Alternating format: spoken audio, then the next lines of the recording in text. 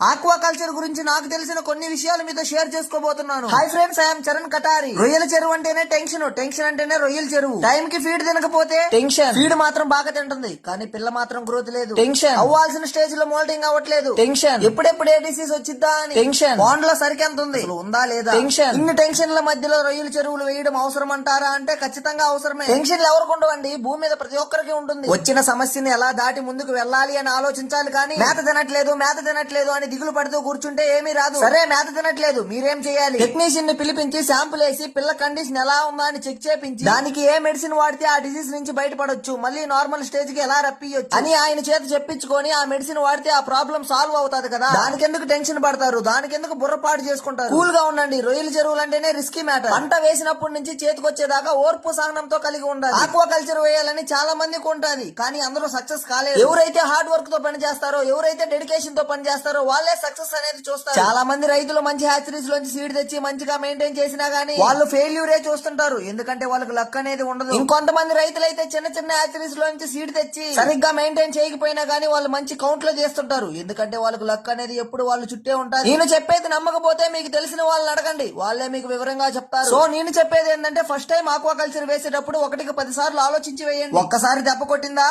కోలుకోవడం చాలా కష్టం. మరిన్ని ఆక్వా టిప్స్ కోసం మన పేజీని ఫాలో చేసుకోండి. మరో మంచి వీడియోతో మీ ముందుకైతే వస్తా ఉంటా ఫ్రెండ్స్. By by.